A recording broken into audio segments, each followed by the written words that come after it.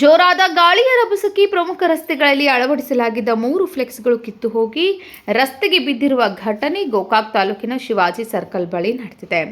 ಜೋರಾದ ಗಾಳಿ ಮಳೆಗೆ ನಗರದ ಮಹಾಲಿಂಗೇಶ್ವರದಲ್ಲಿ ಮನೆ ಕುಸಿದಿದ್ದು ಅಲ್ಲಲ್ಲಿ ಮರ ಕಂಬಗಳು ಧರೆಗುರುಳಿವೆ.